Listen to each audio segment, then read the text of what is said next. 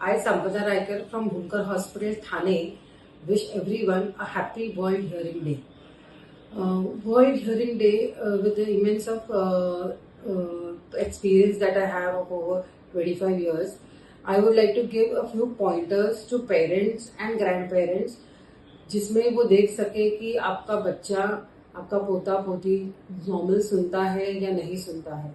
अगर नहीं सुनता है तो उसके लिए क्या क्या करना चाहिए, उसके बारे में थोड़े कुछ पॉइंटर्स दे सकती हूँ, ताकि आप घर पे भी थोड़ा बहुत जांच करके आप जिसको रेफर करना चाहते हैं, जहाँ पे भी जाना चाहते हैं, मैं आपको बोल सकती हूँ।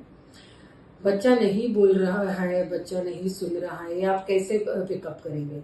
एकदम छोटा बेबी अगर है, समझो आप उसका नाम बुला रहे हैं, वो मुड़ के नहीं देख रहा है, कोई बड़ी आवाज हो रही है, कुकर की सीटी की आवाज हो रही है, बाहर टीवी चल रहा है, अचानक से बड़ा आवाज आया, वो मुड़ के नहीं देख रहा है, साइड से मम्मी डैडी बुला रहे हैं, वो हंस नहीं रहा है, समझो रो रहा है, मम्मी ने आवाज दिया, बच्चा अपने आप शांत हो गया।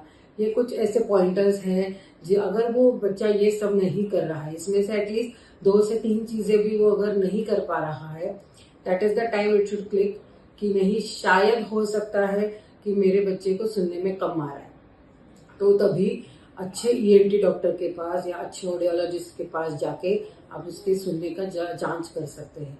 तो इतने छोटे बच्चों के लिए जो सुनने की जांच है वो है ओएई, ऑटो अकॉस्टिक एमिशंस या बेरा। सिर्फ ओएई पे भरोसा करके शांत नहीं बैठना है। ओएई और उसके साथ साथ एक डायग्नोस्टिक बेरा टेस्ट, जिसमें अपने को समझ में आएगा, वो एकदम पेनलेस नॉन इन्वेजिव टेक्निक है, जिसमें इलेक्ट्रोड्स लगाए जाते हैं और कान के अंदर एक छोटे ईयरफोन्स डाल के उसका एक्टिविटी देखा जाता है। तो उसमें बच्चे को कोई तकलीफ नहीं होती है, बच्चा सोया रहता है, वो आवाज का एक्टिविटी ब्रेन में पिकअप किया जाता है, जिससे आपको समझ में आएगा कि बच्चे को कितना सुनने में कम आ रहा है। अगर यदि सच में बच्चे को कम सुनने में आ रहा है तो उसके लिए आगे जाके जो लाइन ऑफ एक्शन है, प्लान ऑफ एक्शन है, वो करना जरूरी है।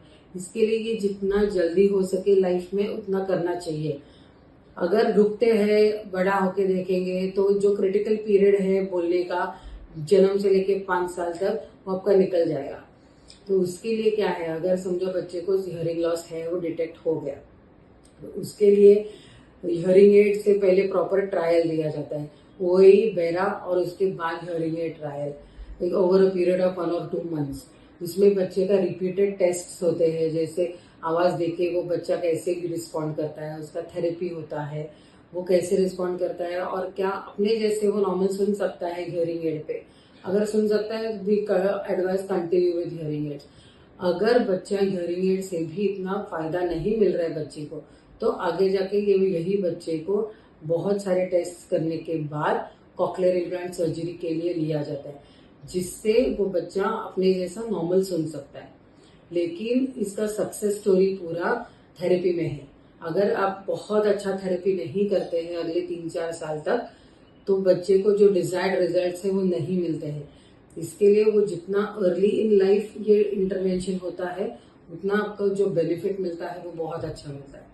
ये हुआ बेबीज का, ठीक है। लेकिन इससे भी थोड़े जो बड़े बच्चे होते हैं, जिनको ऐसे लग रहा है कि अनडिटेक्टेड हियरिंग लॉस है, जैसे रिपीटेड ईयर इन्फेक्शंस है, बच्चा स्कूल में ध्यान नहीं दे रहा है, नोट्स लिख के नहीं ला रहा है, कोई स्पीच में डिफेक्ट है, ठीक है, टीवी की आवाज बहुत जोर से रख रहा है, पीछे से किसी ने आवाज दिया तो नहीं देख रहा है, दी शुड बी पॉइंटर्स की नहीं, शायद इसको ऑडियोलॉजिस्ट के पास लेके जाना चाहिए। ऐसे बच्चों में नॉर्मल ऑडियोमेट्री कर सकते हैं, जिसमें उनके हाथ में कुछ टॉय दिया जाता है, आवाज आया तो नीचे रखना है, आवाज आया तो नीचे रखना है। इतने एक सिंपल टेस्ट से अपने को एक पूरा उसका ऑडियोमेट्री का ग्राफ मिल जाता है, जिससे आपको फ्रीक्वेंसी स्पेसिफिक बच्चे को कितना सुनने में कम आ रहा है उसका जांच आपको पूरा मिल सकता है। तो ये करना बहुत जरूरी है।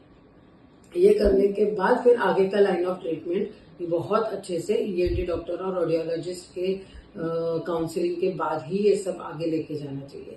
इसके लिए on the account of world hearing day, I would like to thank everyone and wish everyone, और हैशटैग हर बच्चा सुने।